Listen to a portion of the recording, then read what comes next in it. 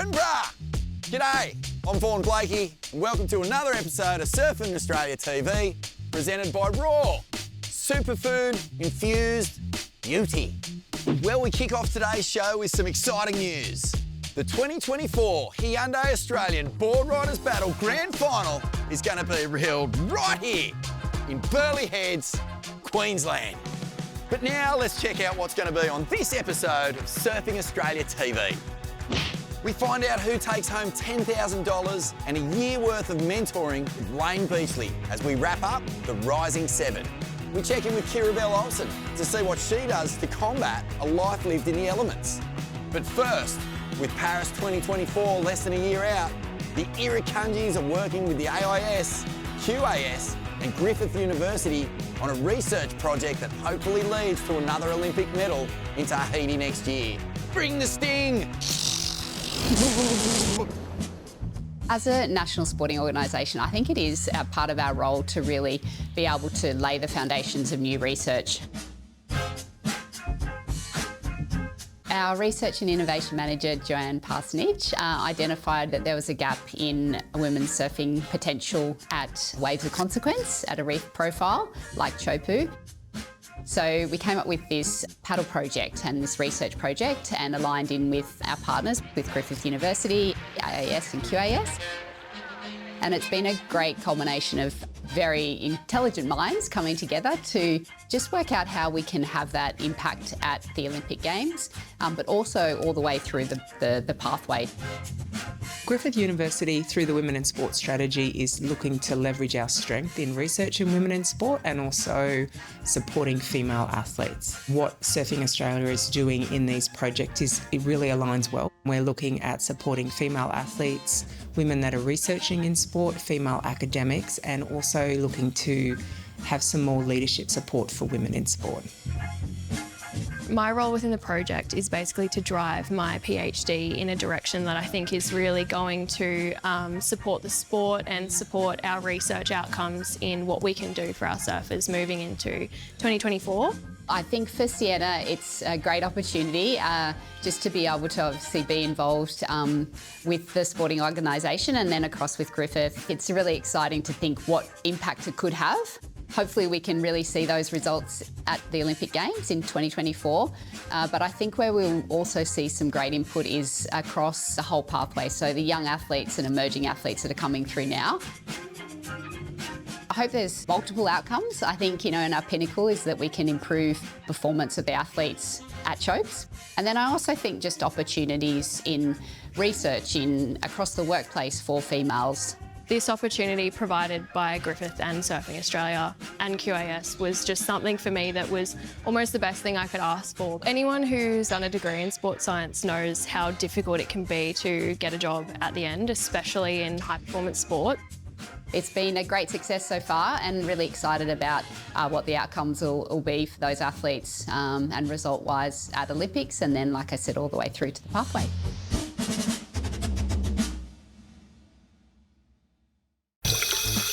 Man, I'm so excited to see Olympic surfing at Teahupo'o in Tahiti. Big congratulations to Australia's provisional qualifiers, Tyler Wright, Molly Picklum, Ethan Ewing and Jack Robinson. What a team! Make sure you go and follow the Irukandjis on social media and get in behind those awesome Aussies! Belle!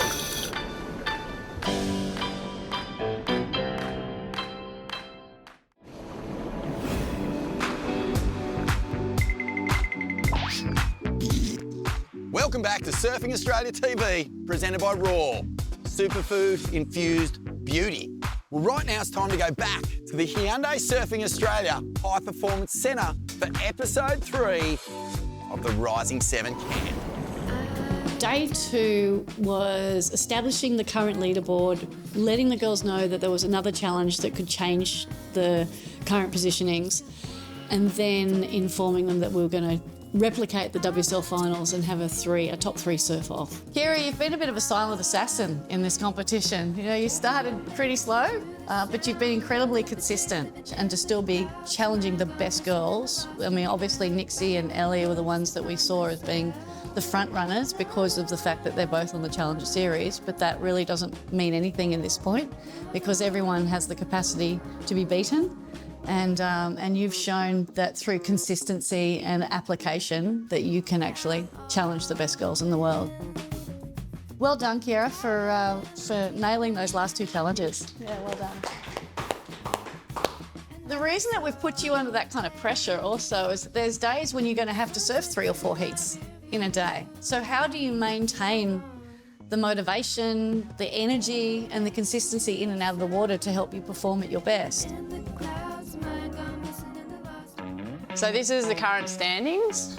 There's one more challenge this morning. Whoever at the end of this next challenge is in the top 3 is going into basically WSL finals. So top 3, 3rd versus 2nd in the first round. Whoever comes out on top of that one will verse first, and best of 3. The girls seem to embrace it. They seemed pretty excited about the opportunity. We're going to go best 2 waves this time. Paddle from the beach. Whoever gets out the back first has priority. So the person with priority gets first choice of wave. Everyone after that, there's no priority.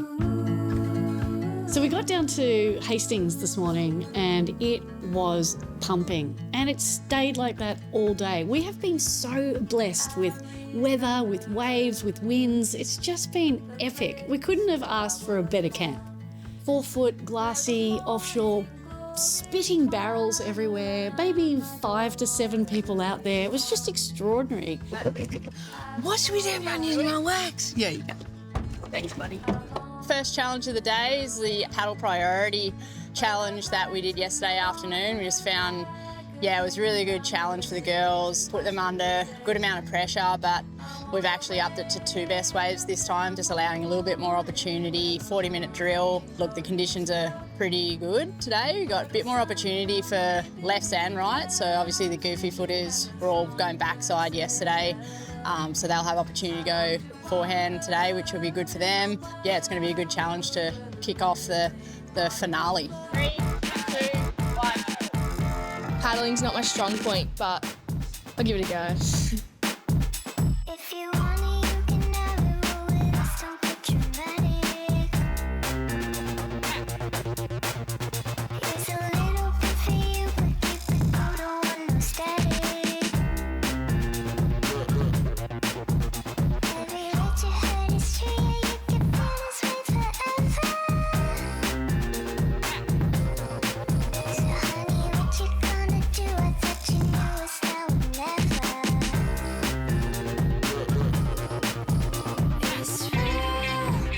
Kirra was a bit of a dark horse, you know, the smiling assassin.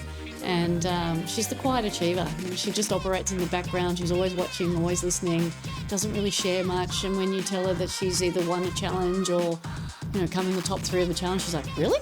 Nervous wait now, I suppose. Just wait until everyone comes in. Yeah. I think she's still in the running for this top 3. I have no idea. I don't know. I think who's still out there? Oh, Coral. Oh, Lil's on the wave right now. Uh-oh. But if you're looking for a hit, you best believe that we supply it. Oh, she fell. Uh-oh. I don't know what's going to happen there. Someone who did really surprise us was Coral.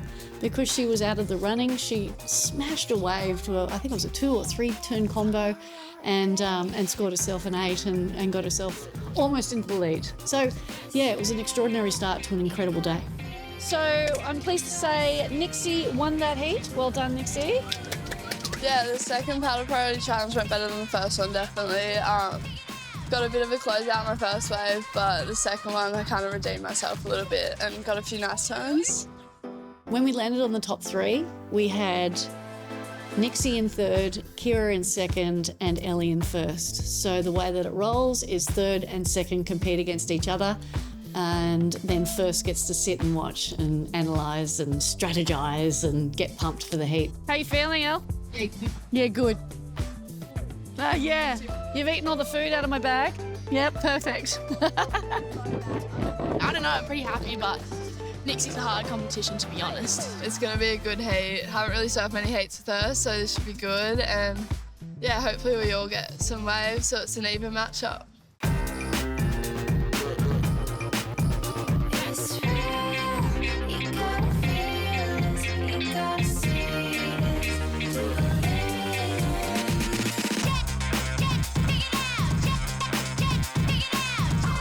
Kirra took about 15 minutes to paddle out, and I think that took a lot of gas out of the tank for her. So on waves that she would normally complete, she kept falling, and that really cost her the win.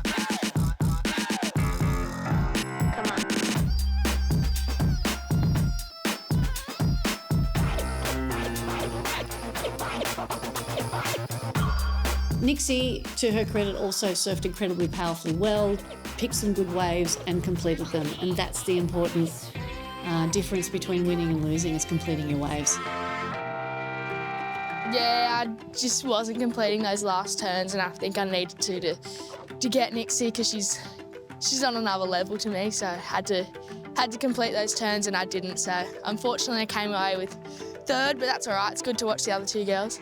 The final. I feel a little bit nervous. Nixie surfed so good in that heat. Nixie's been harbouring an issue with her shoulder.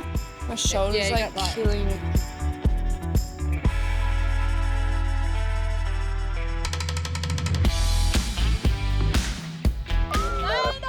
Layne, can you please return to the beach? You're ripping, but can you please return to the beach?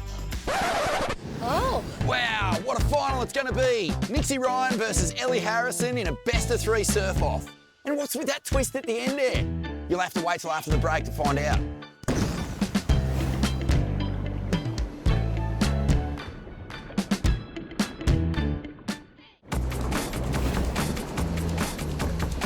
Welcome back to Surfing Australia TV, presented by RAWW, superfood infused beauty.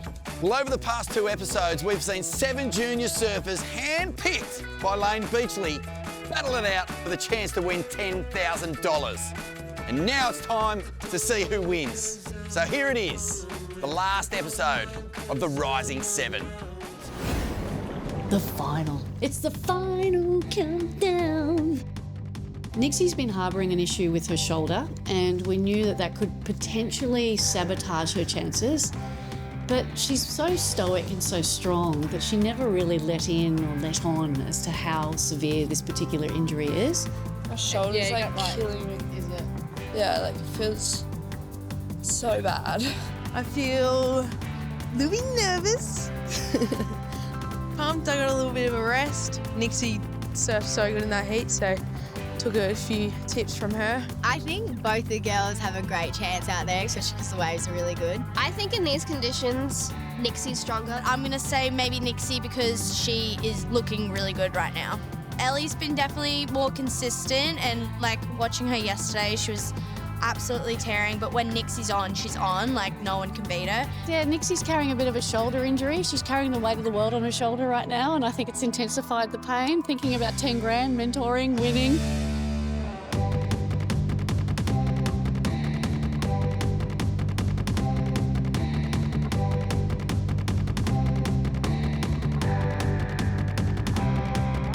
When it came to the first heat of the final, Nixie versus Elle, Ellie had been sitting on the beach watching Nixie. Nixie had got on a tear towards the end of that first heat and really had found the momentum and the right waves. I think Ellie went out a little bit too excited, and Nixie got the nod from the judges. She definitely found the best waves, surfed them the best. Maybe Ellie was a little bit nervous, but you could sense that there was still that little bit of doubt in Nixie's mind about how her shoulder was going to cope in the event that it went to a best of 3.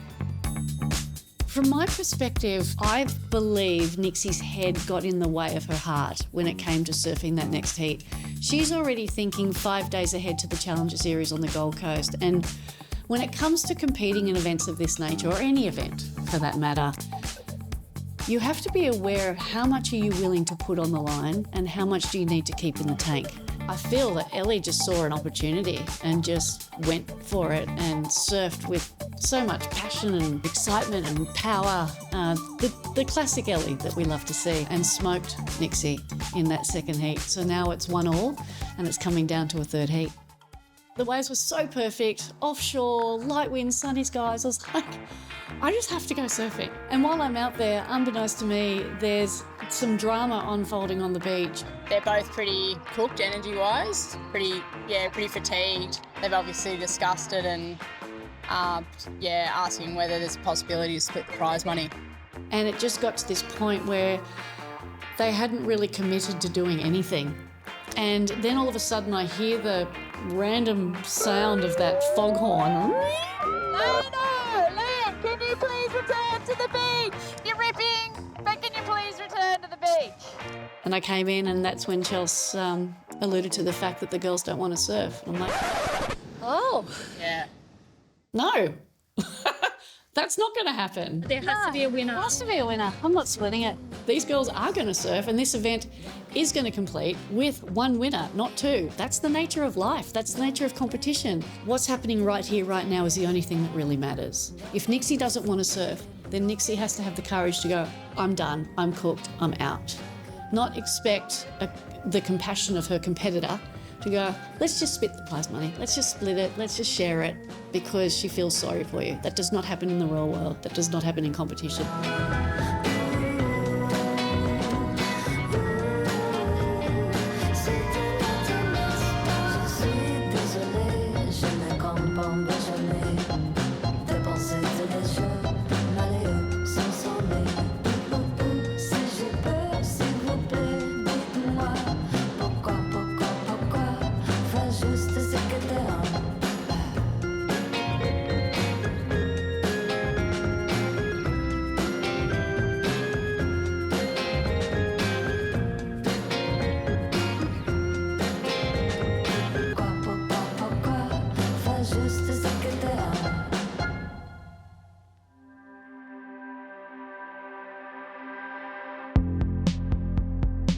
It felt amazing to claim the $10,000 at the Rising 7 camp among the 6 other girls. That amount of money is helping me fund my Challenger Series campaign and just, being able to do things a little bit easier with flights and accommodation. Ellie's sitting on the beach today with Nixie saying, I really feel for you, let's split it. That shows the incredible depths of compassion and understanding, which we lacked in our years, because we had a scarcity mentality. The girls today, they celebrate each other, they nurture each other, they honour each other, but they also want to beat each other. And that's what I love about the competitiveness, but also the camaraderie of the current crop of surfers. It's absolutely priceless to get those tips, that mentorship and that guidance that, you can't get from anyone but Layne. So, it's really, really proud that really stoked with the support from Surfing Australia and the effort that the team there and Layne have put in to create something unique. And the winner of the Rising 7 High Performance Camp goes to Ellie Harrison. So with our generation, it was called Girls Can't Surf. I think the next generation, when we reflect on a new iteration of that, it would be Girls Can Rip. Because these girls are formidable athletes. They're incredibly talented, passionate, focused, driven, hardworking, and just beautiful role models for the sport. So I'm really excited by the future of women's surfing, and I'm excited that me and my predecessors and my generation were able to lay down that groundwork and present that platform to where even the current crop, like, the Stephanie Gilmores and the Sallys and the Tylers and the Lauras and the Bellas, they've all taken it to that whole next level, and then taking this crop that we've seen today under their wing to ensure that whatever challenges they've had to face, that this current generation, this Rising 7, do not have to face those same challenges.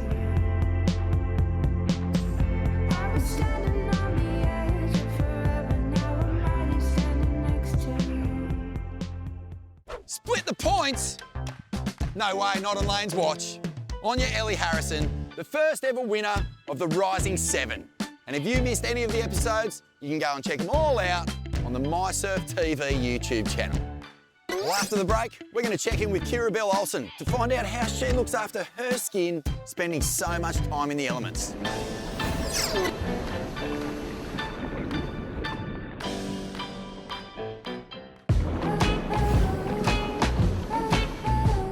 Welcome back to Surfing Australia TV, presented by RAWW, Superfood Infused Beauty.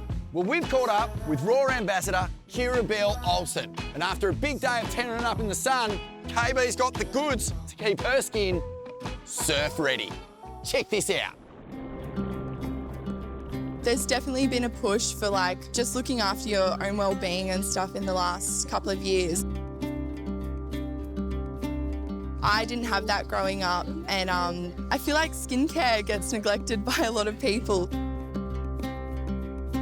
We also get really dehydrated when we go surfing and we're out in the sun all day. So I'm super grateful to have brands like RAWW who are pushing that, and they're catering for the younger generation. Even like their packaging is fun. Everything about the brand is super fun. These kids, they're gonna grow up and not looking like old leather boots, hopefully. The best thing about RAWW is that they actually infuse their skincare products with superfoods such as kale, pomegranate, dragon fruit, and a whole other range of great ingredients. RAWW have a bunch of really great products that are super hydrating for your skin. Yeah, you come in feeling fresh and ready for the next day. What you put in your body is also really important, and then as a bonus, we get to put those ingredients onto our skin too.